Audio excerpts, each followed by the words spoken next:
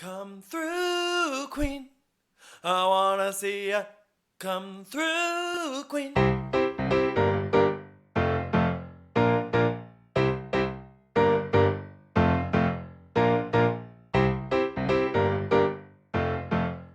Hi, everyone. It's Dan. And Brendan. And this is Come Through, Queen.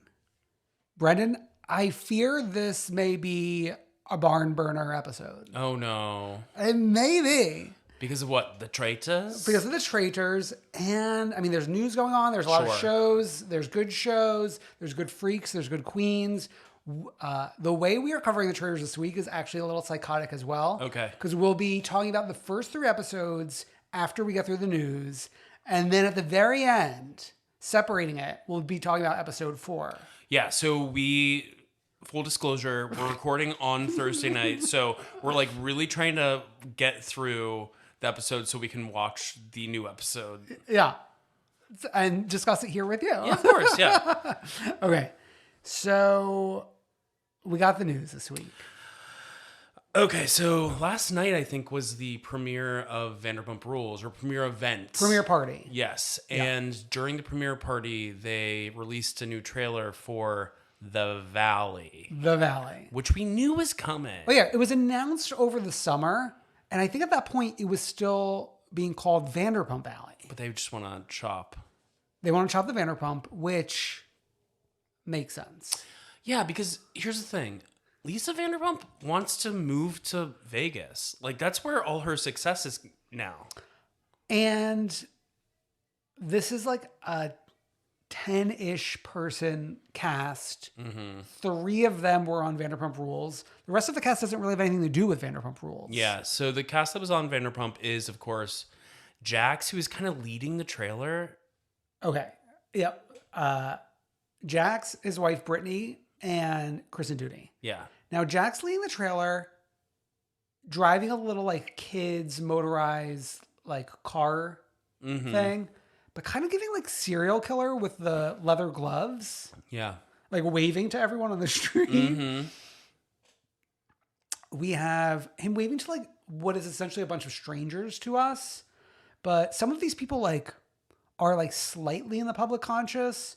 We have either a Miss USA or what's the other, like, it's like Miss USA or Miss America. Something like that. I think it's a Miss USA contestant who is married to a television star who was essentially just in like a bunch of different like kids shows, like Hannah Montana, iCarly, like name them. He was probably in it for like 1 episode each. Okay.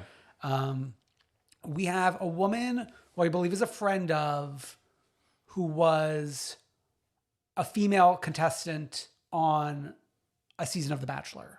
Okay. So she wasn't like the Bachelorette. She was vying for you Rose. Explained it well the first time. Okay. We have a gay. Well, we know this guy. You seem to know him better than I do. He has been Brittany's friend forever and ever. And then got a transfer to Duty's friend. Now he's Judy's friend. His name, what, is Zach? I sent it in like rat kisses, I think. Rat kisses, okay. Me trying to find different things. Yeah, Zach Wickman. Okay. So he is somebody who, before even, I want to say like Logan, both Logans were like in the picture in the background of Vanderpump Rules. He threw the first brick at a Vanderpump establishment. He threw the first brick at Sir. Okay. Yeah, Zach Wickman, you can go back. I think he even might have grown up with Brittany. I think he might be from Kentucky. Is he going to put on a little twang like her? I mean, I think like he might already have it. No, but don't the girls like allege that Brittany like puts on a heavier one? Yeah, I think. Yeah. But that's like saying you put like on more of a marble mouth than you have in person. Why would I put on more of a marble mouth? You might. I'm like fighting for my life. Me and Ariana Grande both fighting to enunciate. So we only got a spring release window. And this isn't even like a proper trailer. It's essentially a teaser. Yeah. We're not seeing scenes from the upcoming show. Yeah. So I'm curious to see what that show looks like. I think the premise is essentially like these are couples with young children. And I was reading like the different bios and stuff. Apparently like Kristen just had a breakup. She was like, I'm just going to have a kid on my own. And then started dating this guy that she's in the teaser with. Mm-hmm. And like they may be doing that together. They co-host a podcast together. But what does that mean? I mean, we've been in this since 2016. It means a lot. It means a lot. No, but like also one of the taglines is like, watch us adults. But it's like, Jax, you're pushing 50. Good. Watch us grandparent. Okay, so let's move on. Okay, I'm going to push us next to Rachel Goes Rogue since we're in the Vanderpump universe. Sure. And this premiered last week, but I guess it like wasn't on my radar until Jimbo to the show told me that it came out. Mm-hmm. And I've now listened to the 2 episodes that came out. Did you listen to both episodes? I listened to the second one. Not the first. No. Interesting. Okay. Was there like, were you like, oh, you know that she says more in the second one, or you just like only listen to one random episode? I was not planning on listening at all. Oh, okay. And then yesterday or something, you texted and being like, at some group chat, at Cuckoo for Cuoco, you were like, y'all need to listen to this lobotomy or whatever. So I was like, okay, I'll tune in while I'm like making dinner. Okay. What did you make of it? I made ramen. No. I knew what you were asking, but I decided to go for the joke. Wow, yes, and it was fine. Like she revealed. I would actually like to hear from like somebody who's a producer on the show because she revealed a lot. But like, okay, to preface what you're saying, in the first episode, she was like, "Oh, I can't really talk about everything because some of the stuff I'm not supposed to talk about because it goes into like the making of the show. But like outside of the making of the show, like I'm living my life, so I can talk about that." And then that kind of goes out the window in the second episode because she is explicitly talking about the making of the show to a degree that like no one on Bravo has ever really done before, I think. Mm-hmm. Like this is like the shit like 10 years later after The Hills where they're all like, this was fake. She's essentially like a hop, skip, and a jump from that. Yeah, but this might be the reason she went to Bethany first. I mean, okay, so what she's talking about here is like she went on a date with Peter in between filming seasons. Mm-hmm. Producers are like after she was like, I'm not really interested in him. They were like, we have to show what is happening in your life. Like you need to go on a date with Peter. Yeah. So she's like, okay, I'll go on a date with Peter. She wanted to like end it right after that. They were like, no, like give it a week or something. And then essentially a very similar thing happened with Schwartz of like essentially planning a little flirtatious relationship with Schwartz, like going into the season. Yeah, at the end of the day, like I don't think we can explain it well. I think people need to actually listen. Yeah. It's like there's a lot of details where it's like, oh, this is very planned out. But I think that's also not surprising to a lot of people who watch these shows. Yeah. Like I wasn't surprised by anything that she said. Okay. I just think it's really showing like how we're like in the meat factory. Like we're seeing like the meat get made. Yeah, but the sausage get made. But like it's not an interesting person making this or like telling you how the sausage is made. It's like I'd rather another narrator. Like I'm kind of over the Rachel Raquel story. Oh yeah, like, yeah. So I was like, it wasn't like this big revelation to me. No offense, I'm not trying to yuck your yum. Yeah. No, I mean, but this is coming from a person that like I'm so over Vanderpump Rules in general. Mm-hmm. Although I'm excited for it to come back after I saw the trailer, but like I didn't need more of that. But then like I'm surprised how interested I am in what she's putting out there. Oh my God. A Rachel fan. Am I a Rachel fan? Am I a Larsa fan? Stay tuned for that. Okay. Yeah, you're really like loving the two most uninteresting women on Bravo at this point. Okay.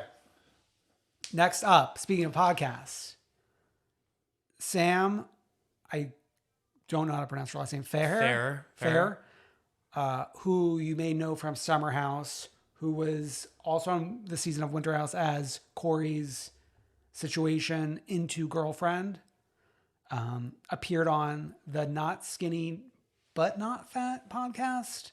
I think that's the name. That's like really a choice, but I famously said a lot of things about how all podcast names are bad. I know, and this might be top of the one list. of the worst. It might be one of the worst.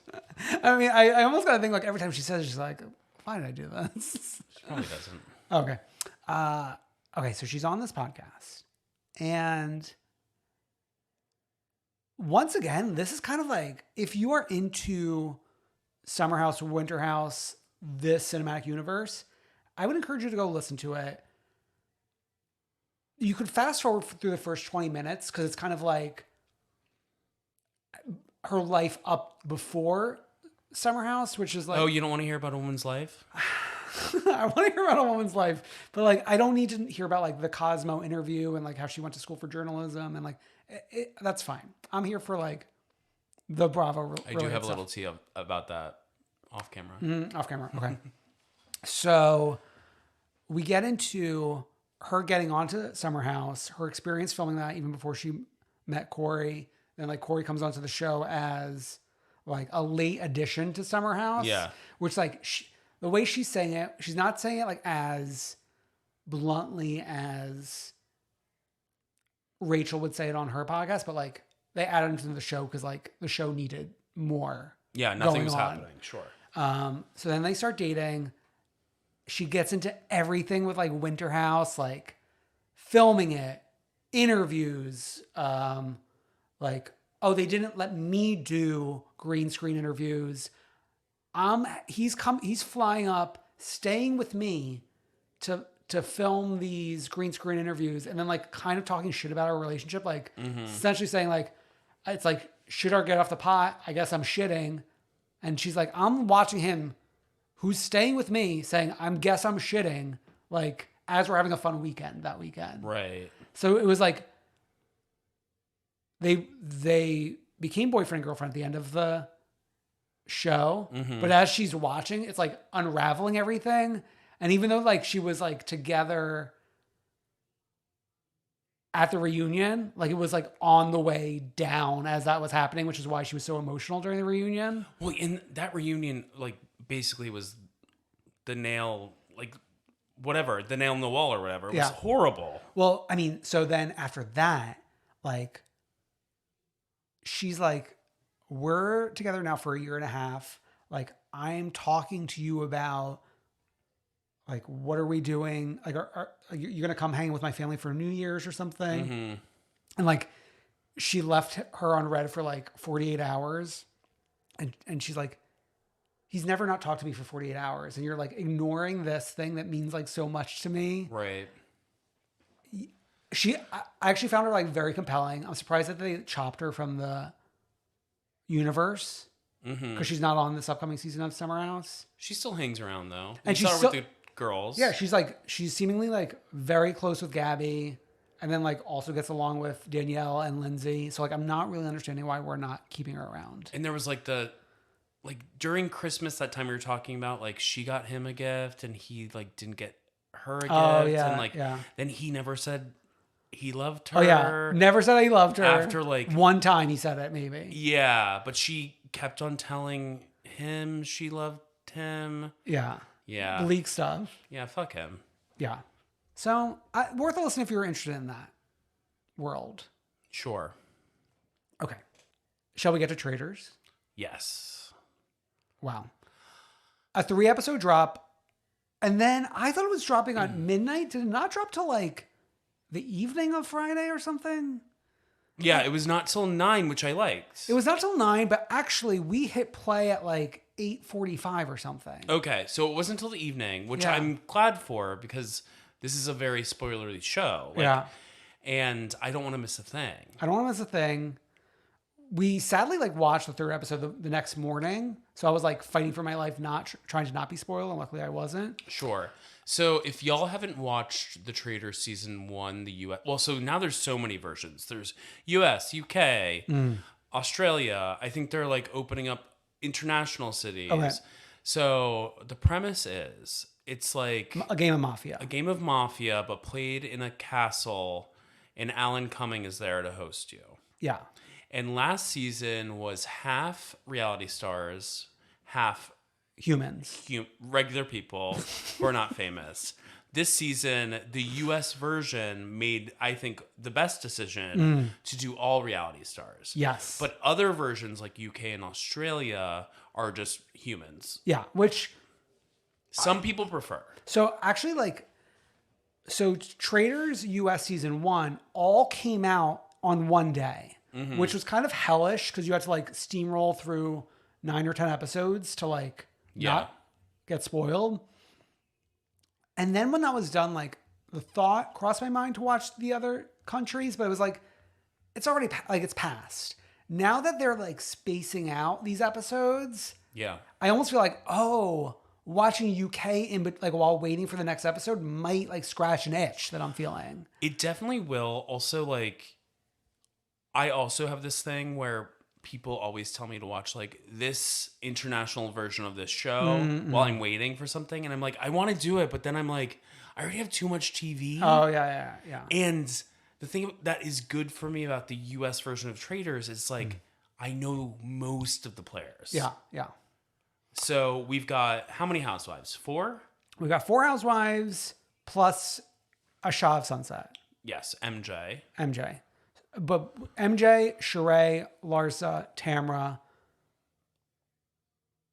Phaedra. Of course. How could you forget? 2 survivors. We've got Parvati And Sandra. We've got Johnny Bananas, CT, and Trishelle from Real World Challenge. 2 big brothers. We've got Dan Giesling and Janelle Yes. from Big Brother. We've got Bling Empire, Kevin. oh, who's hot, but I've heard is stupid. Yeah. I mean, on the show, he's kind of stupid. Yeah. We've got Burgalicious from Bergie from Love Island. Which, Bergie, like, I went from, like, what are you doing here? To being like, okay, I'm seeing it. Yeah. We got Ekin Sue, who, when the show started, I'm like, I have no idea who this woman is. And then once she started talking and then her name appeared on the screen, I was like, oh, this is the woman everyone who watches UK Love Island loves. Yes. They love Ekin Sue. Yeah. And she loves conspiracy theories and aliens and all that stuff. Yeah. And then we've got the fucking politician. We've got the politician. Is that everyone? And we got Miss Pep. Oh, of course, Miss Pep. Now, the most important of them all. Miss Pep, I feel like that's like one of the headlines out of the first 3 episodes. Yeah, done dirty. Done dirty. I think she was really at a disadvantage, in particular by being, and like there are other people who are the only representative of their world. Miss Pep is the only Drag Race star on the show, so like you're at a disadvantage by being that. Of course. And combine that with like what she essentially was kicked out for was having like an outsized reaction to something. Which, if you roll the tape, was not an outsized reaction. Yeah. But it kept the snowball kept rolling in that direction. Yeah. And then like once like the group decides someone's a traitor, it's we also forgot the athlete. Oh, Deontay. Yeah. Once the ball's like rolling in that direction, it's very hard to like reverse the inertia. And sadly, Miss Pep was the first one banished. Now, the first 2 people murdered were, we forgot Marcus, who is Housewives adjacent, and also he's like shown as like entrepreneur. Yeah. We're also like not reliable narrators because we keep on forgetting people because we forgot. Yeah. There's so many people. Yeah. So Miss Pep first banished, Johnny Bananas first killed. Yeah. Which was a shock to me because he had like the trailer moment of having the one-on-one with Alan of being like, oh, I'm like the best dressed here. And I guess I didn't register that. Like I didn't see him in other trailer moments since he was like, had one of the bigger ones. And then Marcus killed next. Which I think is good because I think he downloaded all his information into Larsa And like Dan's now like the biggest Larsa fan in the world. Okay, well, first, Marcus impressed me with like how he was playing the game before he was murdered, and like it made sense that he was murdered because he seemed to be doing a good job. Also, his dad is Michael Jordan, like one of the most famous athletes ever to exist. Yes, You have to think about that. you have to think about that. Although, there's so much like said about like, oh, we've got like some of the greatest players of reality competition shows on this show, but like. To me, like the Housewives are kind of like playing better than some of them. Well, I think yes, right now, but like in the long run, we don't know how they will do. Oh, of course. But like, I think they've got the social game that a lot of the other players don't have. Well, because at the end of the day, the social game is what matters. Like the challenges don't really matter. Like they matter to like put money in the pot, but like, okay, like there will be some money in the pot. Yeah. And I think I had never seen a season of her on Survivor, but from interviews that I've watched of Sandra, she's always said that she's relied on her social game. She's intense. Yeah.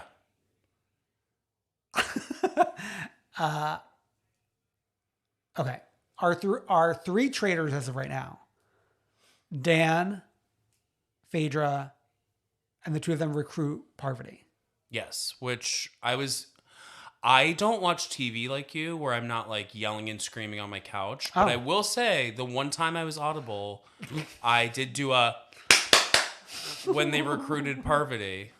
You did do it? Dun, dun, dun. Wow. Well, you're usually doing cartwheels hanging from the chandelier that doesn't exist in your house, like and all that kind of stuff. There's like a mini shand in the kitchen. Oh, it can't hold you. I can't hold. Okay. Drag me, Monique. Okay. There's like buzz online. Did Dan Giesling say, I won't do this show unless you make me a traitor? Because he's like a big get for the Big Brother fan base to be on this show. But like at this point, yeah, it's like it's a NBC Universal show, so you're jumping networks. Yeah. But like I don't know if you like, what does he do for a living? Does he have a lot of money? Oh, I don't know, but I'm just saying like there's just a theory that like he knew his worth as a reality show player, and like the fact that he is one of the traitors seems a little convenient. Maybe, but I don't know if any of these people really have like that pull to come into this. It's not like fucking Angelina Jolie walking into this castle. It's not. I don't know if like any of these people. They're all looking for work. He's not though. What does he do? He has not done anything other than his like 2 seasons of Big Brother. Okay. So I don't think he's not like Johnny Bananas, who's like on Taxi TV, like taking any opportunity that he could get. Sure, but like everyone needs a little bit of relevance. Okay. I think of the 3 traitors, as of 3 episodes in, Phaedra's the one who's impressing me the most. Yeah, of course. Because nobody expects. Although, if you're playing the game, like, aren't you kind of thinking like, it's going to be like one over here, one over here, one over here. Like in terms of, it's not going to be 3 housewives of the traitors. Like it's going to be like a Big Brother, a Survivor, a housewife. Mm-hmm. So like if I'm playing, I'm like looking around thinking like, okay, which of, like I'd be using that as but that's a little fourth wall-y. So I wonder if they're not allowed to like say that on the show. Also, we also don't know, like, we're people looking in from the outside. So like once you're in the game, I think it becomes a little tougher to like suss out, because it would be smart for them to stack it at some point, to do like 2 housewives, like not whatever, of course, just to throw people off. Okay, well that brings me to another thing. Like the first season, there was nothing outside of merely us voting at the round table and people being murdered to identify a traitor. I wanted something to do with like the competitions and the money. Like the traitors had to like sabotage the competition a little bit, and then they could use that information to like try to suss out who's a traitor. They're not doing that, but they are now doing something that it puts them at risk of being found out. The chalice. Yes. Which I'm excited about. And the thing is like, this is especially exciting because this didn't happen last year. So like if they watch the first season of Traitors, they have no reason to think like to see this coming. Yeah. You know? Yes. I'm also excited for this season being all reality people because I was pissed at the last part of last season when there were the fucking losers crying. That Reed betrayed them when the name of the game is literally The Traitors. Yeah. There's not going to be any crying. Not even Larsa when Marcus dies will cry. I'm sure some people will cry, but it's like not going to be like those fucking losers being like, I cannot believe you betrayed us. How could you do this to me, your friend? It's the point of the show, bitch. Yeah. Sheree, I just want to bring attention to because there's not a lot of attention being brought to her. And I think that's good for her. So some people I think there's two schools of thought. I think one school of thought is like, oh, there's no focus on her. So she's like, you want to watch someone from like the beginning to the end, right? Mm-hmm. Then there's other people who think like, oh, I've seen this before in other shows. Like they're giving her time and she'll eventually have her moment and like make it to the end. It's tough to say with these shows, especially after seeing Squid Game. It's like they expertly focused on different people and did a story. Yeah. So it's tough to say. What about Janelle? Some of her moves, obviously, like going for the shields, like that kind of thing. I mean, it's a good move. I think going for the shield is good. Yeah. For two ways: to protect yourself, but also to like make yourself not look like a traitor. But it also fucks up your social game because like if you're leaving people tied to poles. Oh, Berg. Yeah. Berg on the pole for 20 out of like the 25 minutes. And like Phaedra like slowly untying. Tamara. Kind of flopping a little bit. We'll see though. You don't, I mean like, yeah, of course. Well, but like you never she wasn't know. in the first episode because she was sick. I'm sorry, people get sick. I know, but like. Also, strategy? She was like, I mean, they sent that one girl home last year who was sick. But I also think one of the funnier moments thus far of the season was Tamara and fucking the framing the politician and like proving that he doesn't have an inhaler. Yeah. So she's giving. Yeah. But special credit and acknowledgement must be paid to Larsa and MJ for knowing Dan's number. Yeah. I mean, to me, like Dan, for being such a mastermind, like you gotta say something at these tables. Like, if I was like a faithful, I'd be looking at who's not talking at all. Right. Right? Yeah. What did you think of the Parvati writing the D, crossing it out, and then writing the other name? Yeah. I wonder, like... Peter? Peter's the guy. Is that his name? The guy from Bling Empire? Kevin. Oh, yeah. Close enough. I wonder, like, how that will play with Dan. You know? Yeah. It's smart for her game, but I wonder, like, how it's going to play, like, traitor to traitor. Because the traitors can trade each other. True.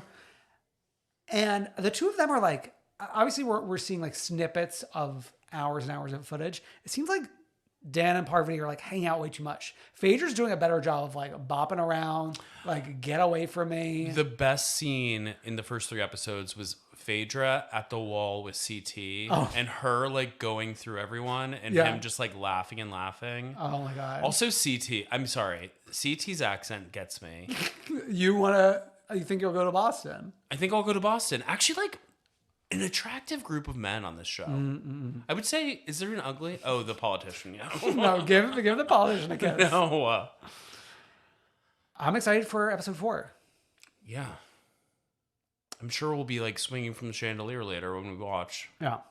Let's hop on a plane from Scotland Okay. to the shores of Potomac. Is there a shore? No. No shore. I mean, there's a river. A river runs through it. Yeah, I think we'd have to fly into like Ronald Reagan. Let's fly into Ronald Reagan. Yeah. And go make some pasta with Mia, G, Rob, and Juan. Oh yeah, and Juan's looking for a job, and he's not going to be a pasta maker. He's got to answer a call before we go make some pasta. Yeah. And Robin's gonna start a new franchise, and what better people to ask for franchise advice than Mia and G? As their franchises close. as they get voted out from their franchise. I will say, I'll give it to Robin for being upfront with the fact that it's a franchise when I swear to God, I'll never forget. You always talk about this. I always talk about Mia joining the show, and I feel like she presented Joint Chiropractor, the Joint, as like something that her and G started from scratch. Yeah. And it wasn't a franchisee thing. They were the ones cracking the bones. I just do have a note on the pasta making. I love a homemade fresh pasta. Okay. I would say I wouldn't use that with a shrimp scampi. Shrimp scampi, I think, is better with like a boxed pasta. Spaghetti? Well, but like not fresh spaghetti, like from like a dry box. box. Okay. Because you need like when it comes to like a seafood pasta, I want to say you need a little more substance there.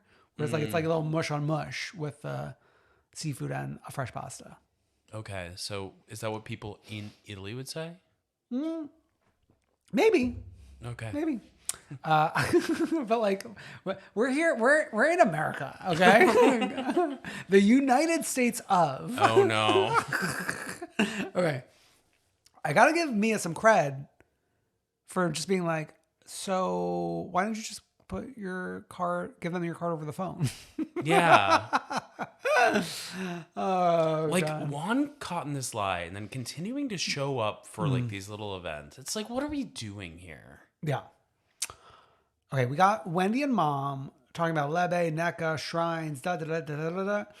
Where I kind of liked how we ended the scene where, like, Wendy was like, "Oh, like if you ever do talk to her, like, what would you say?" And she'd be like, "I tell her I'd pray for her."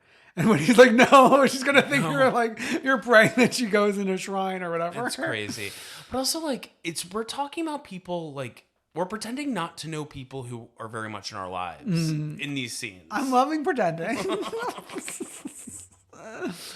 Okay, Jizzy and Grace, self-defense.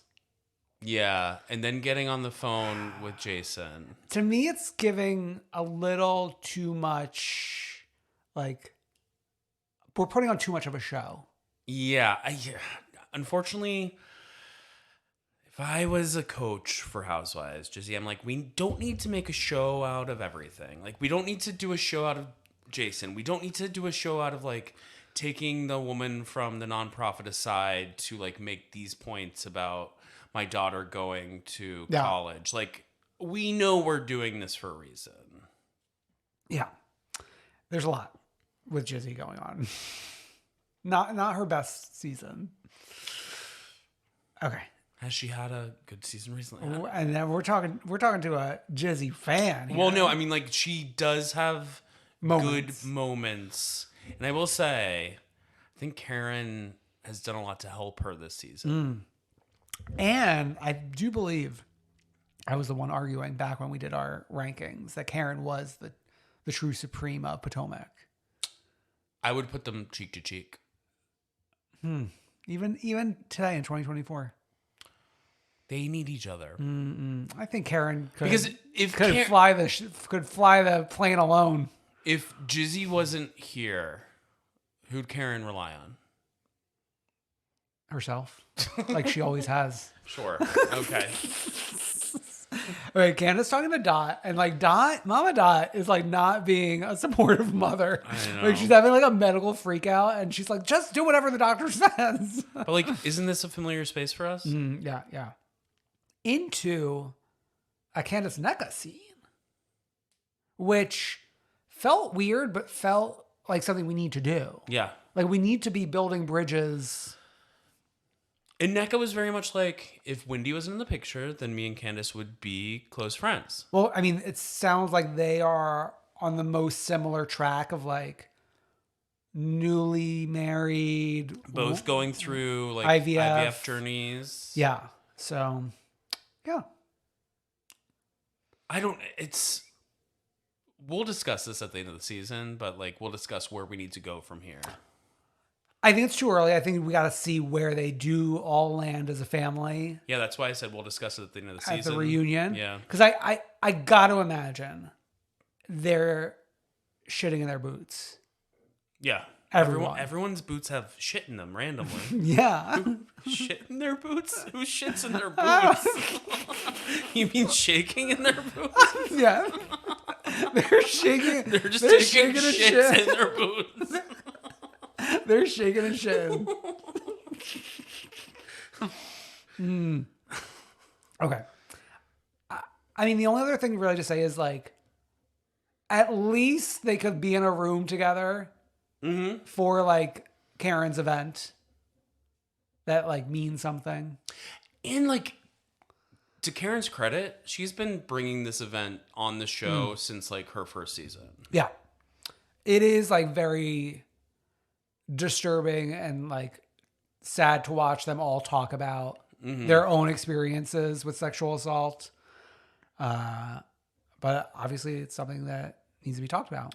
Yeah, and like the singer is singing and then Mia getting emotional during it. Yeah. Is interesting. And then Jacqueline being a part of that story. Oh my God. When Ashley went to go talk to her. Yes. Was interesting. And Mia's thing about Jacqueline and like the reason she was mean to Jacqueline stemmed from that. Yeah, yeah. And it's also interesting knowing that I think Mia and Jacqueline have since made up since this season started airing. Oh, but not while it was filming. No, but I want to say, and I correct me if I'm wrong, people out there, but I think I saw like photos of them like hanging out semi recently, like in the past couple months. I gotta say, obviously Karen to me is probably the safest to remain on the show. Mia might be number 2. Yeah, probably. Yeah. Because she's like floating around she could float around to anybody. Really. Yeah. I think that's Potomac. Yeah. Matt's still there. Oh, I didn't even notice him. Really? Yeah. When Candace walked in, he was the first person she hugged. He took the like family photo. Oh, he took the family photo. Yes. Okay, Salt Lake City. Okay. So, first takeaway from this reunion. Oh. A lot of yelling. Yeah. Did you watch it one time or 2 times? Once and a half, maybe? Okay. Like, I feel like on the second time, I was like less phased by it. Okay. The first time I was literally turning down the volume on my TV because I thought my neighbors would get mad at me. It was like that much. Like Monica and Lisa went back and forth at each other for that long that I was like, I think there's been like a little discourse after Radio Andy where like someone said that Andy should have like chimed in or tried to stop them. I think I saw a clip about that. And then what? And he's like, no, I shouldn't have. He was like, I don't know. I gotta say, like, there are parts of this where Monica comes off like very sympathetic. Yeah, of course. Like Monica and LD, her mom, LD entering into prayer with Monica post final interview during casting, saying if Monica doesn't get it, then at least let me get it. So we believe that is canon? I mean, I'm not saying I don't. I'm just asking. I think it can be canon. Okay. It's just so funny to like just picturing like LD like in her little ball gown holding a snowflake. Especially because she's like, she's old. She's an older woman. Yeah. She's probably what, 70? No, I would say Monica's 36. And I think like LD had her at like 18, 19, 20. So LD's in her mid to late 50s. It's like that's around Meredith's age. And Lisa's age. Wow. She's not that much older than the two of them. Okay. But like there's just like she's lived a longer life than them, I would say. Yeah, no, the fact that like she wanted to like go to New York to like act. Well, yeah, we learned that's why Monica was left in Pennsylvania with friends. But then we were in Boston at some point for like a lot of her life. It's like, I think I'll go to Boston. She's lived a life. Yeah. And then LD wanted to go on the girls' trip. It's just so fun. Like, all right, it's main cast plus Monica's mom. Has a mom ever gone on any of the Housewives trips? Good question. Well, yes, of course, actually. Who's? Portia's mom went to Greece. Was it Greece? To like babysit. She Oh, was but there, that- but she yeah. wasn't a part of. But like she went. Okay, but that was like more like okay.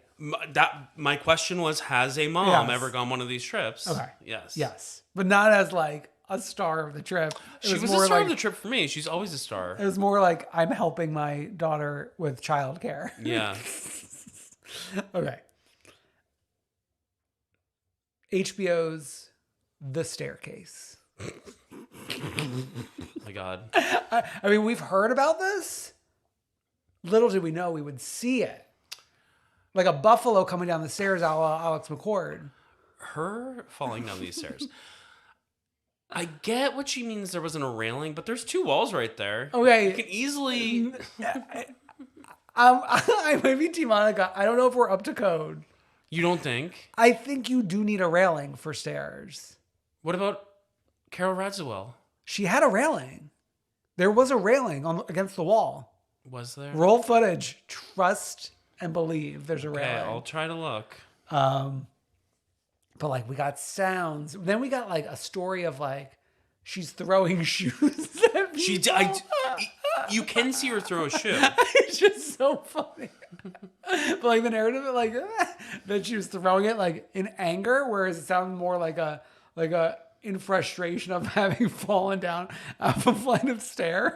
Yeah. I will say there is a railing on Carol Yes. Radziwill's stairs, but like... Oh yeah, no, we're walking into a danger zone there. But of like, course.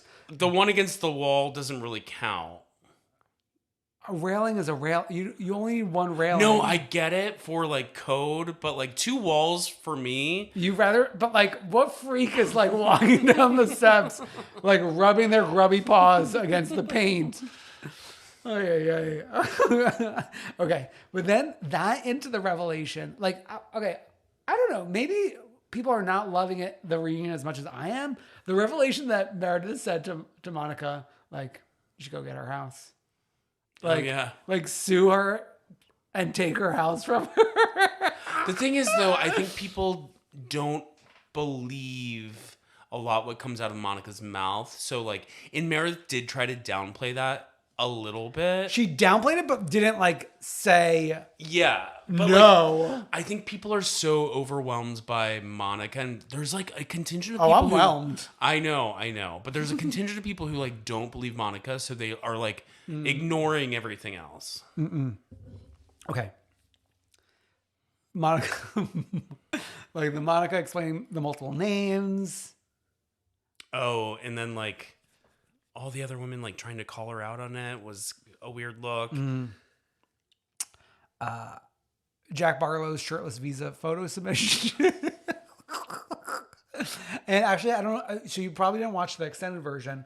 We actually get into like so much more about the mission and like Heather, Whitney, Lisa's relationship about Mormonism. So once again, I like implore you to go to extended. But can Not we you. put this? But can we put this on main show? Because I'm doing a Bravo podcast. I I'm know. not doing a Peacock podcast. I know.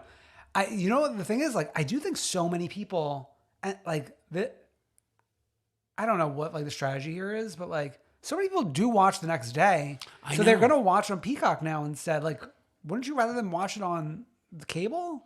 I like watching live so I can text my friends. I know, of course. I can send a couple tweets out. I love tweeting. I know. Can get a little like memes going about Angie K. Okay, there's a portion here where like Lisa's talking about fighting for not just LGBT rights, LGBTQIA, she said multiple times. Good. And then we got Mary. And he's like, oh, it's good to see you. Also, just like, it's very interesting because Mary did break the rule, right? Oh, yeah, the Maloof Hoof rule. Yeah, like, if you don't show up to a reunion, you're fired. And now Mary's back. But, like, much like other aspects, the rules don't apply to Mary. Of course. We're not speaking the same language with Mary. Yeah, when we're talking about all these institutions, we don't get to talk about Mary's institution. Oh, true. Yeah. I didn't really think too much about that. Mary, who do you like? Angie. She could take my toughness after like Mary like tore into Angie as soon as she sat down. She didn't get what Angie was saying was a compliment.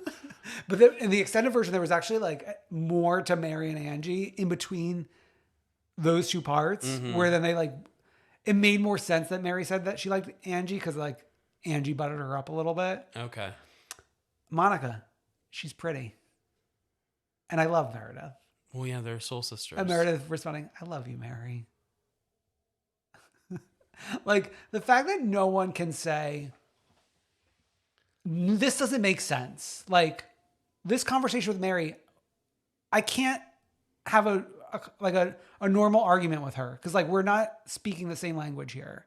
Well, I mean, I think the closest person who tried to get there during the season was Heather, trying to be like when she went to Mary's house, being like, this house is wild. Yeah. And I think she wanted that to translate to like everyone knowing for the past couple seasons before this that we knew like we're not dealing with like what we're used to dealing with here. Yeah. But like it's so weird to me that Mary's grown this like fan base. Yeah. But then also I'm like, oh, look at what she did for several years of her life. Maybe it makes sense. Maybe it's just something I'm missing that I'm not catching on to that other people are. You would not be a good recruit for the parish. I wasn't going that far. Oh, okay. I was just doing some broad strokes, but yes. Mary and Robert Jr. Okay. The sex sounds, the talking about the sex sounds, into opening the door during the sex sounds. Okay, to me, this mother and son... It's one for the ages. One for the ages. It seems like they spend a lot of time apart, but no intimate details about their lives. Okay. In a way that I don't like. Yeah. The Whitney versus Mary we get into, and Whitney is being called racist. And I mean, Whitney kind of like handled that the best she possibly could have, I thought. Because it came down to the doctrine of Mormonism and all of that. Which is interesting because like if anyone should be getting the most heat, it would be the person who's like actively in the church, which would be Lisa. But like Mary's putting it more on Whitney. Yeah. And then we kind of end it with like Monica audio talking about Mary, which I didn't think was that damning. We're not proving a point with these voice memos, unfortunately. I know. Like Heather thought she gagged the girls. I think like the voice memo was more about like Monica gonna DM Mary about Jen. Yeah, I don't know. Yeah. Lisa being like, play the audio. Yeah. Heather had a great, an all-time great performance in the finale. Oh my God. One for the ages. Really. And hopefully she brings it back for the reunion finale, but we'll see. We'll see. Oh, reunion finale supersized from what I hear. Yeah. Yeah. Good. I'm looking forward to it. I'm having a good time. Me too. Beverly Hills. Now I'm having a good time here. Okay. Yeah. We were talking about this over dinner. I've had to like reframe this for myself. Like I need to just watch this. Like this is a silly season. we're being silly this year. But like when you say something like that, that makes no sense to me. Why? Because we're not being silly. Like it's I not think like we are being silly. okay. It's not like Pee Wee Herman. No, It's like we're still doing regular Housewives. No, but we're like what we're fighting. They're having like arguments about silly things. Yeah, sure. Like health issues, so silly. I know, but like, okay. No, I get what you mean. It's silly. not what Dan is trying to say. We're not doing season-long one issue where we're confronting each other over the same issue at a fight at Kathy Hilton's house every single week. Like Erica's issues from the past couple years, Munchausen's, like that type of thing. We have a mixed bag of different issues that we're talking about. That's what he means by silly. But the esophagus thing is silly. Sure. Yes, of course. Especially, okay, this is how I'm reading it. It's like this woman who is not friends with anybody is just coming on and like trying really hard to make a name for herself by like engaging in this fight. Mm-hmm. Right? Yeah. Yeah. She's going around someone's like fucking memorial service for 4 hours. For 4 hours talking about somebody else's esophagus. The clips with the timestamps on it was chef kiss. Yeah. I will say, just like this new alliance that we now have, like our new Fantastic Four. Okay. And they're not really the Fantastic Four because Erica will turn at any moment. Well, but so like it's like Erica's here for two reasons. One, her number one girl's gone. Mm-hmm. Number two, she just likes to fight. Mm-hmm. So she's like excited to just like hop on a fight that doesn't have to do with her. Mm-hmm. Anna Marie, it's interesting. Like sometimes someone joins the show and then like you realize halfway through, oh, they're just like kind of like the season's sacrificial lamb. Yeah, kind of. That kind of became evident when we were standing in the Beverly Hilton and during the auction, little like silent auction before the actual event. And the four of them are standing there and they're as like sirens. My fucking reference from earlier at dinner.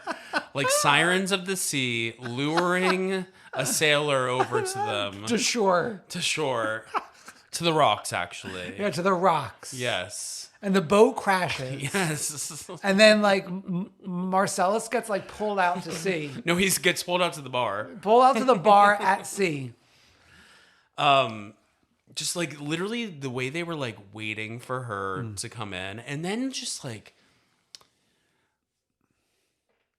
the name on everybody's mouth is Crystal.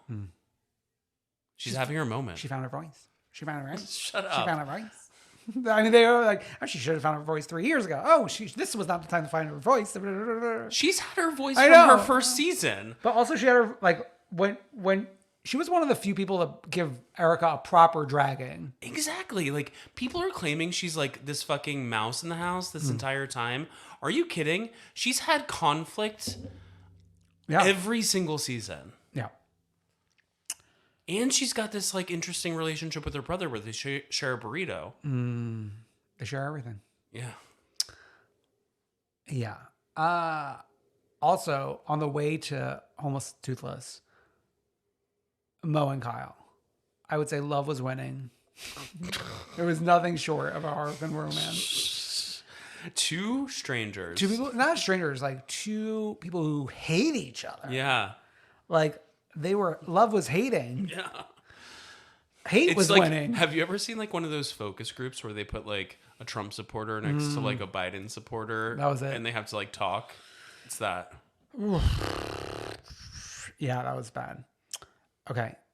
We're getting also like bits and pieces of like, oh, Crystal is jealous of Anne-Marie because Crystal mentioned at one point that she like wanted to go to med school 20 years ago. But it's like, I'm Crystal. I live in this really nice house and I just get to exist and raise my children. I'm so jealous of you, Anne-Marie. Like, relax. Bitch, I'm building a pizza oven. I'm building a pizza oven in my basement. Something they said could not be done. Yeah. And then, like, dummy Anne-Marie to be like, oh, like you said, Sutton has an eating disorder. And Chris is like, are you fucking kidding me? Like, I mean, like, truly, obviously, we could see Anne-Marie's trying her best to be a person on this show, but like, you obviously watch the show. Why would Crystal say Sutton has an eating disorder? When it came out of your mouth last episode. But no, I know. Yeah. But like, Anne-Marie was the one who said it to Crystal Yeah. last episode, and then to transfer that? Oh my God.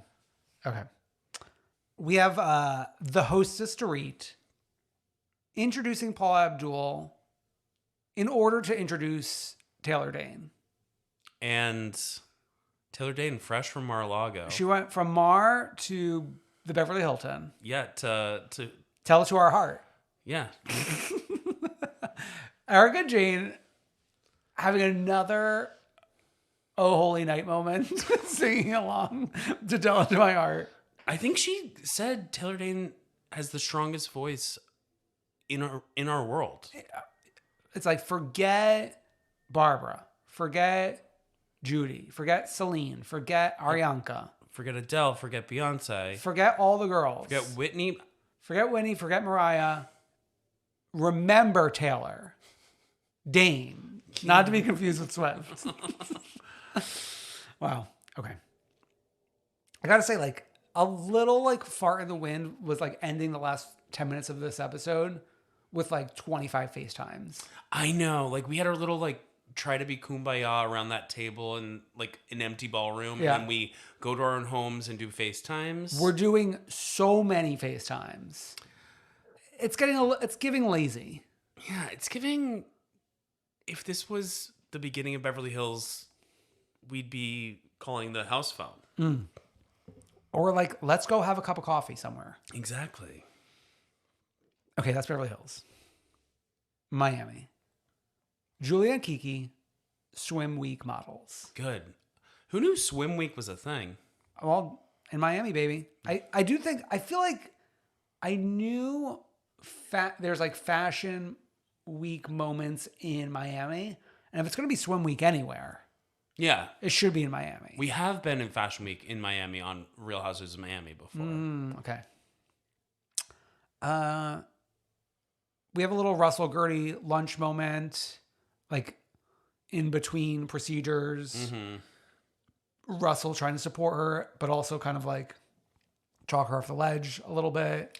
Like trying to make her actually go through with her Yes. procedures because she's like not wanting to anymore. Yeah. Or like like if this one doesn't go the way it's supposed to, like does not want to consider what's next. Yeah, exactly. Yeah. Lisa and Jody looking at houses. I think this was like $6 million for this house, which like, not that this house was like anything shabby, It's just, but $6 million for this house. it's kind of giving New York, Miami, buddy. but like, It's the same at this point. I know it is the same at this point. Because like remember who moved from New York Yeah. down to Florida? Everyone from New York moved down to Florida.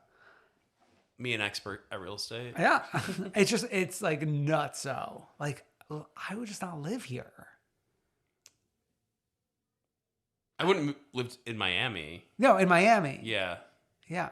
But I mean, she's got a job to do. She's got a job to do and she's doing it. And also like, but like, it's still you could find a smaller house. Find a Marisol house. That little bung? Yeah. The bungalow? That's Marisol and Adriana's houses are Living still the my two dream. favorite. Yeah, I know. You I know. mean, fucking Julie has her extra farmhouse, which I guess we can go to. Okay. When Julia's like at the house of swim, like preparing for this, when she's asking like, what can I do at the end of the runway? Can I like wave, blah, blah, blah. And they're like, do whatever like feels right to you. And the fact that we land on like a half-hearted heart hand motion, I was like, Julia, this is the worst thing you could have done. They should have let her brought a goat down the runway. that would have felt more natural. Just shitting on the runway. Shitting in their boots on the runway. Alexia coming to this farm and like... Wait, these are two sisters. Okay, but like, are they? I've never seen truer sisters than these two. Alexia's showing up and being like, I wore something sexy. And it's like literally just overalls with nothing under them. And mission accomplished. And she's afraid of every animal on this farm. I gotta really give kudos to the two of them. Making television. Building bridges. Yeah. It's like, they are the great bridge builders of our time. Yeah. Fuck whoever built the Brooklyn Bridge. I almost said Mr. Brooklyn. Fuck Mr. Verrazano. Yeah. Wasn't he a bad man? No, he was wait, famously the Verrazano Bridge is misspelled. Like the actual spelling of it is wrong. Oh. Isn't that iconic? Who was the actual bad man who built all this stuff in New York? Oh. Ooh, that everything. Robert Moses. Oh. Racist. Oh, wow. Okay. He was the one who built all the highways before the like beaches. Oh my God. History, look it up. Look it up. It's in the books. Oh, what a history. That's what I was afraid of. Okay. Nicole versus Alexia / Marisol. I mean, we ended where like we had to end. But I guess we just had to get there. The thing is, with these girls right now, it's about the journey. Like, the journey of Marisol not wanting to sit in the sun because she needs to see people in their eyes. Yeah. That's a journey to be had. I think a lot of these Miami relationships were in a journeying phase. Yeah. And we're not going to land on, like, the destination until Mexico City or Reunion. Well, reunion seating dropped. And I think this is like the most exciting reunion seating we've seen in a minute.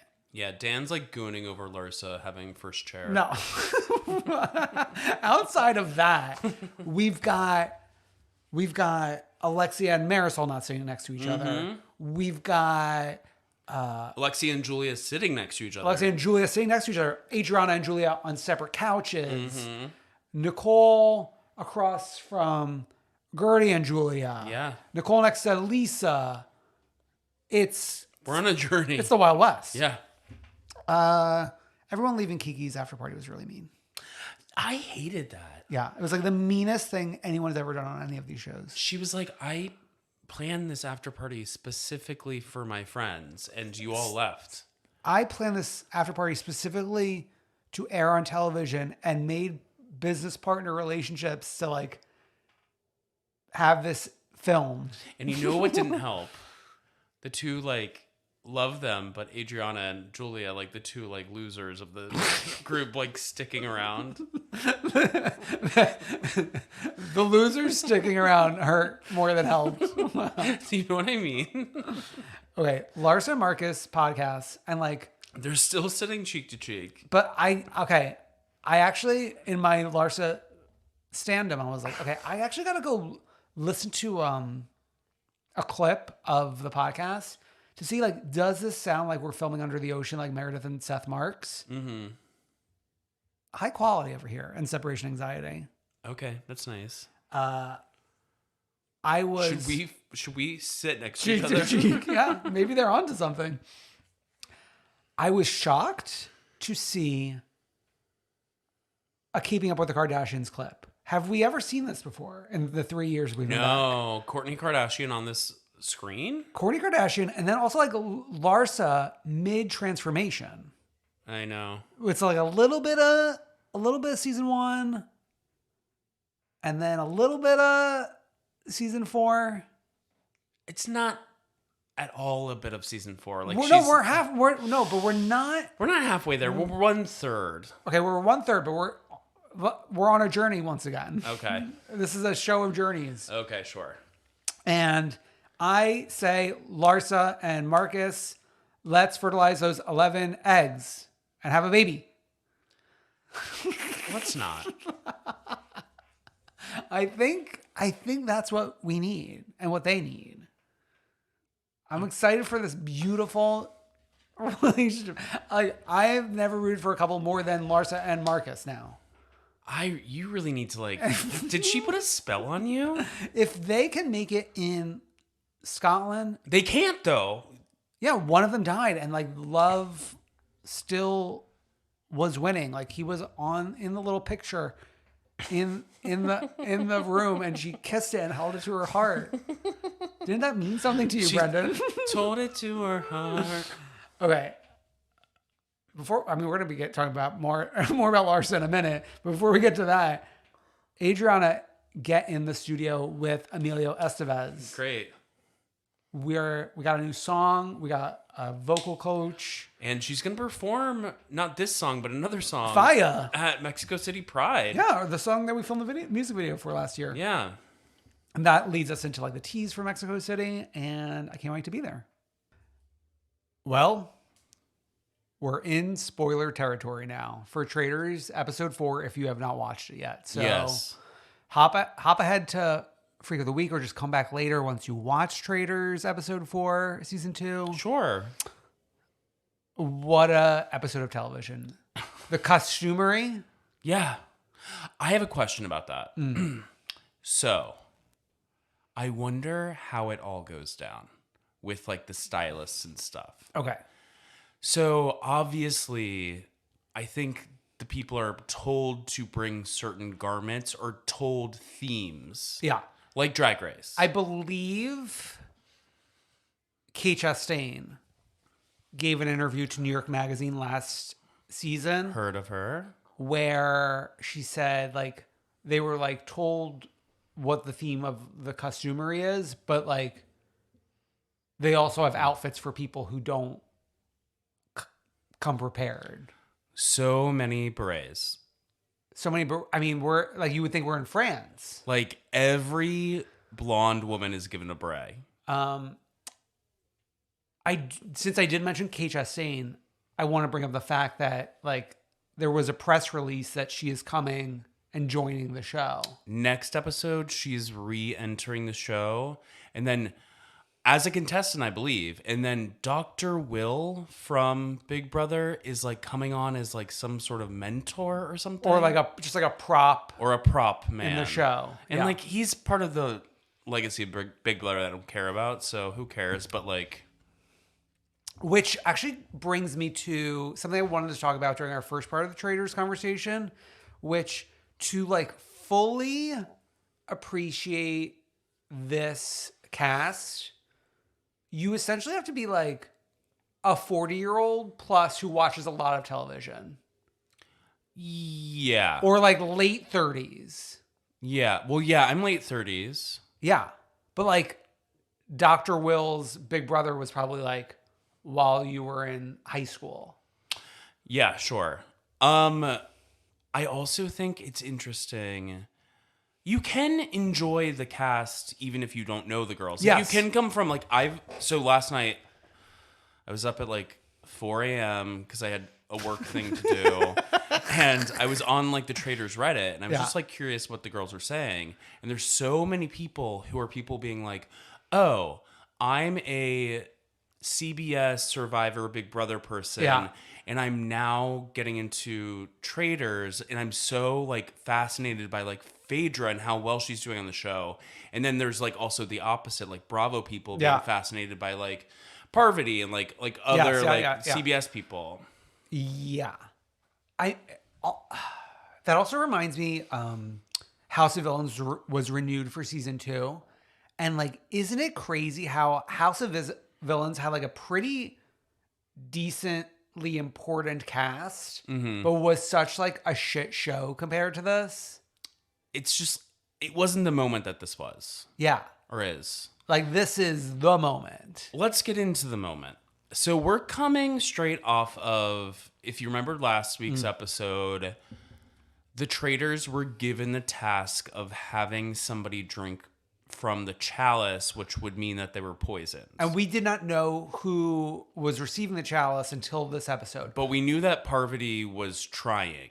And we knew the room she was in, so like the options...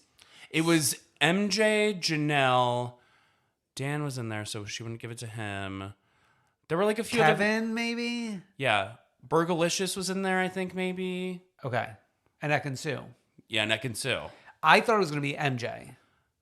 That's what they were leading us to believe. Yeah. And then she hopped across the table and was like hugging and kissing Ekin-Su. I know. And Ekin-Su, I gotta give cred, gave a great performance from like the moment that the poison announcement was made at breakfast through her death. Like she went out with a bang. Yeah. I will say, just like this challenge was so fun because we're at breakfast and like everyone comes in and then we're like surprised that everyone's there. Yeah. And usually we're getting a death announcement. I guess maybe they were like told ahead of time that Deontay had left, because then it would be confusing. Like, oh, Deontay's not coming. Yeah. So then everyone's there, and then we're told to get into our best funeral garb, and like the way that everyone was serving C. Oh my god. So I think this. Do you think this was like Drag Race Challenge, like bring a funeral look, or did they have these looks for people? This was Drag Race bring in all black or funeral look. Definitely. Because personalities jumped out with some of the girls. Well, like Larsa was like giving Larsa at a funeral. Larsa was giving Larsa. MJ was giving MJ. Yeah. Because like she didn't do all black. She did like a black and white fur, Mob Wives moment. Yeah, yeah. There were people doing... I feel like some of the men, though, was done by the costume team. Sure. I think we were given extra veils. Like a lot of the women were wearing those like front veils. Yeah. Where Larsa had like the full like Italiano. No, Larsa was very like Virgin Mary. Yeah, like those like Italian veils. Yeah. Oh my god, I know the Italians. Yeah. Guys, Larsa had a great episode, I would say. Yeah, you were gasping at Larsa all the time, but then I was also so surprised, like the amount of times you were like boning for MJ. You kept being like, MJ. Well, because MJ was like the other Dan accuser last week. But she was also like, she was serving C, but she also like, her facial expressions at every moment are very funny. Well, she was taking it very seriously. Yeah, of course. Well, also, she was the sacrificial lamb at the end of it. Oh my god. Okay, but before we move off Ekin-Su, I did not understand, like, everyone's like, oh my god, it's Ekin-Su. Like, from as soon as like the morning happened, like everyone was like believing it was Ekin-Su as a traitor as of that morning. The thing about this show is they're all going off of vibes. Yeah. There's no real clues to tell you. Like, that's why, like, later in the show, when Larsa was like, it's definitely like an alpha male. Because all of the other alpha males are gone. I mean, at least that is a line of thought. No, that's so stupid. Shut up. This is a game of strategy, mostly. You don't be like, you're the biggest Larsa apologist. It's actually crazy. And I texted you, when is the clown going to come back to bite? Did it bite today? Well, yeah, I mean. Well, because she's dead? Yeah. No, that's the biggest clown to come to bite. No, that's the clown that kills you. Yeah. You meant that she's going to like do something so horrendous that I'm going to like be embarrassed to be a fan. Well, she will do something horrendous, like on Housewives. I'm sure actually today as the Miami reunion filmed. Oh yeah, sure. Okay, but speaking of Housewives, we really took a turn this episode with like talking about the shows we're coming from. Yeah, everyone started being like, the Housewives are all moving around together. Like, this is why this show in the second season is so much better than the first season, because they all come from different reality franchises. So some of them are glomming onto each other in different ways. And the Housewives seem to be rolling together, or at least that's what people want us to think. Okay, so there's two things to that.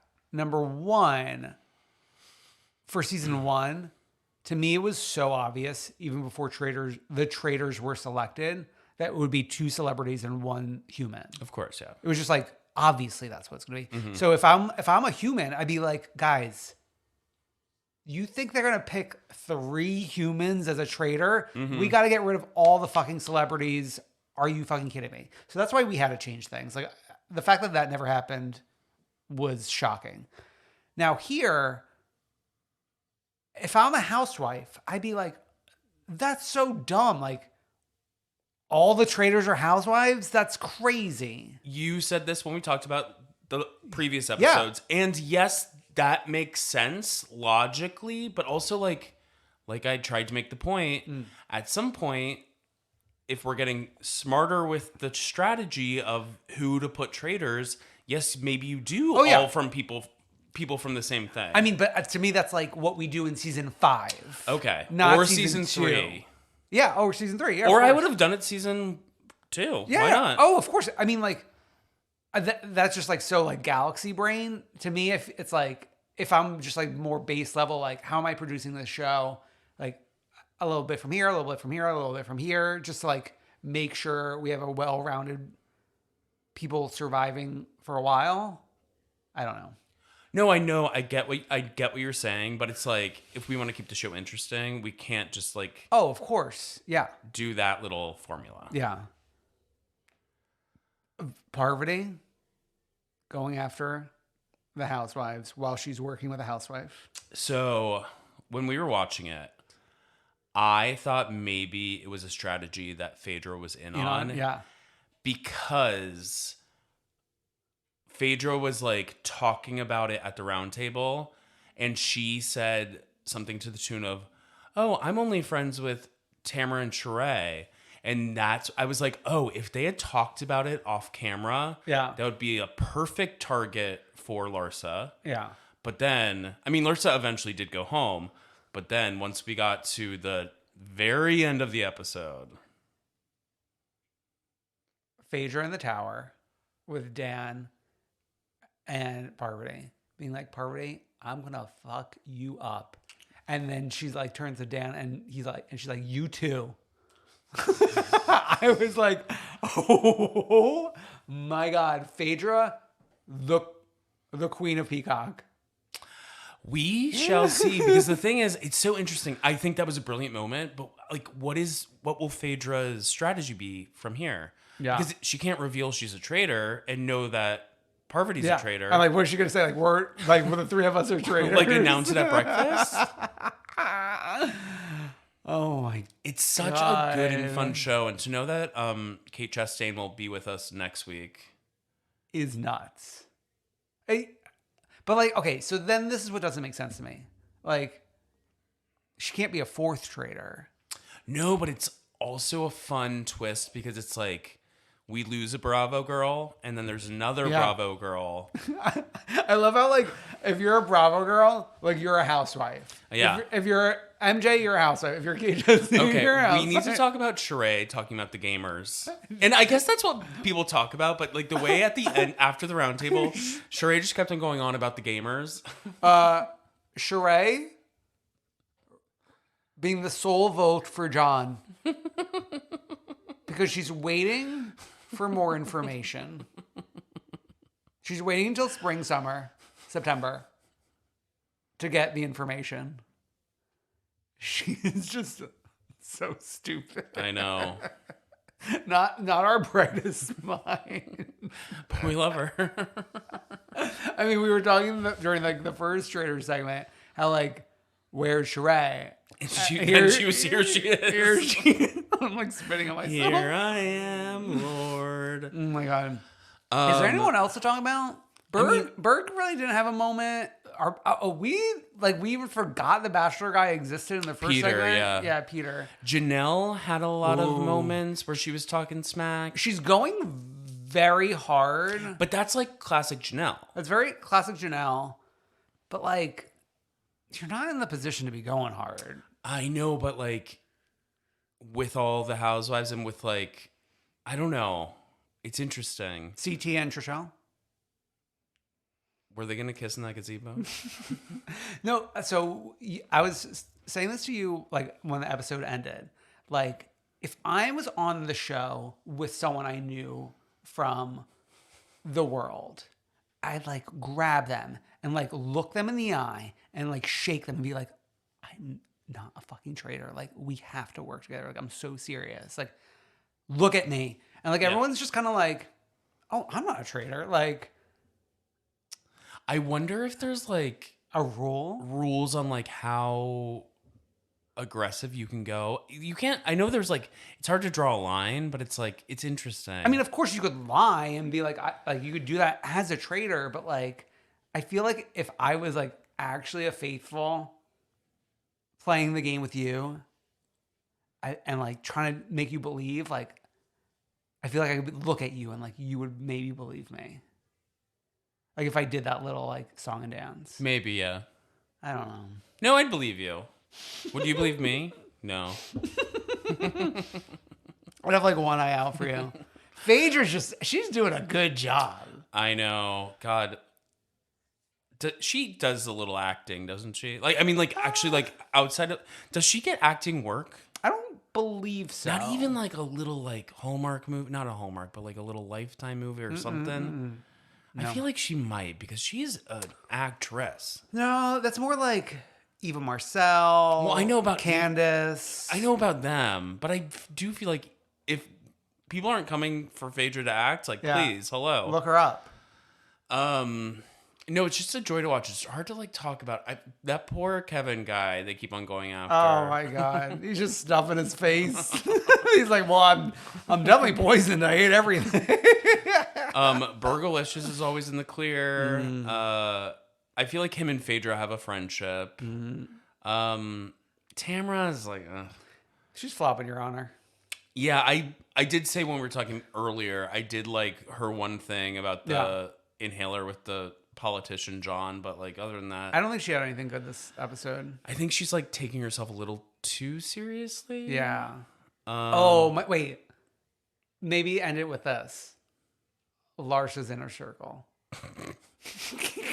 Which you like are desperate to be a part of. Like Larsa's like, everyone in my inner circle has been killed. Which like, I'm surprised she should have brought that back up at the round table. But name the people in her inner circle. It's obviously Marcus. Marcus, Bananas randomly. Max. Max was in the inner circle.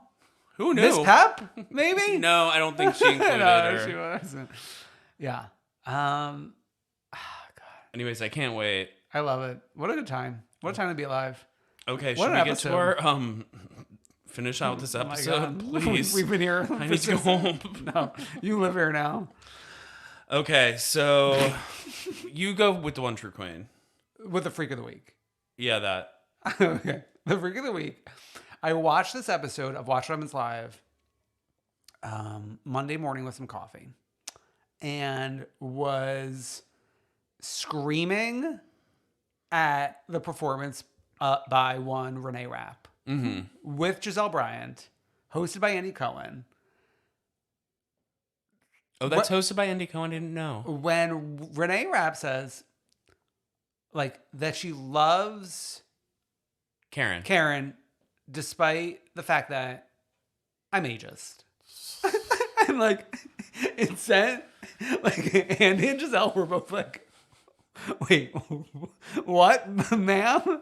And like this is part of a greater narrative of like the internet being like Renee Rapp, not an ounce of media training. She's just running around here in these interviews and promotional materials saying whatever is on her mind. Yeah, the other one that got like men our age, gay men our age in a tizzy was her not knowing who Kylie Minogue was. But it's like, come on, like, yeah.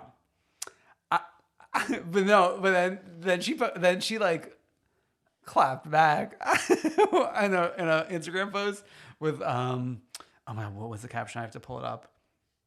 It was a beautiful carousel, and the caption is, "Her lack of media training is outrageous." Unafraid to reference or not. To be honest, like Queen, like she's got the girls talking. Yeah, that's half the battle, right? Yeah, and to be honest, like here's the thing, people, like Gen Z has the girls talking like this and has us running around in circles. So get ready. Okay, get ready. So our one true queen is one Dorinda Medley, which it's rare in these days. Oh, she's had a tough go. For us to defend her like this, but she was on her radio show on Radio Andy, which she has. And she did a big defense of Monica at the Salt Lake City reunion, which we'll play here. Second reunion, enjoyed Monica. They better not take her off. This whole thing, like, one's going to go, one's going to stay. No, if someone doesn't like it, they can leave. There should be no cast member that sets ultimatums for other cast members. I also can't fault her. Of course, she tried to be a housewife. But why You know is what I that mean? so bad? So did everybody. Exactly. You don't think that each one of us didn't go through the interview process and go home after and be like, I want this? It's the same bullshit when people are fired or, like me, put on pause, which I will stand by until I die. You know, so many of these housewives are like, no, I actually left on my own. I don't want to go back. I was like, I am terribly sad and I want to go back. I'm waiting for the call. Why is that bad to say? I think it's ambitious of her. She wanted to be on the show. She went for it. And by the way, she's great reality TV. I like Heather Gay a lot, but why is it okay that she is doing this and Heather lied all year long last year about the black eye, lied to production, lied to the audience, lied at the reunion? I want to hop on to reunion 3 because I'd be like, really? At least I'm not a liar. Liar, liar, pants on fire. Put a lot of people out for that. I gotta say, yeah, we can't be running the girls off the show because you don't like them. Yeah, do you want a show or not? I love that she also like kind of ties it back to her. Yeah, and she always brings up the pause, which we love. And I think also like her other moment this week is the Clorox carousel that she posted with like okay, there's many photos and like there's hashtag ads in the photo, but like it's like half cut out. Like some of the photos are blurry. she's got her fridge open and she's washing it with a Clorox wipe. Can I say something? We were on a group chat with somebody where I sent a video where they were responding sentimentally to another reality TV moment. Oh. And then you just hit, without referencing what I sent, you just hit us with the Clorox ad. And I was like, okay. Give me a chance to breathe here. No. I saw it and I was just crying. She's got like this like shitting grin, wiping her fridge with a Clorox wipe. It's so crazy. Oh my God. There's something to her. What a queen. The one true queen. Okay. Wow. You should go to comethroughqueen.com for links to everything. Our Patreon, we have a Patreon pre-show talking about a whole lot this week. The award shows, drag races, Arianka, Jennifer Lopez, Phil May, Che Diaz, etc. A bonus episode, Housewives Iconic Moments. Yeah. Go write a review and 5 stars on Apple Podcasts. Links to everything, Instagram, and just like, comment, subscribe, heart, share, retweet. Leviss, please retweet. We'll see you next week. Bye. Bye.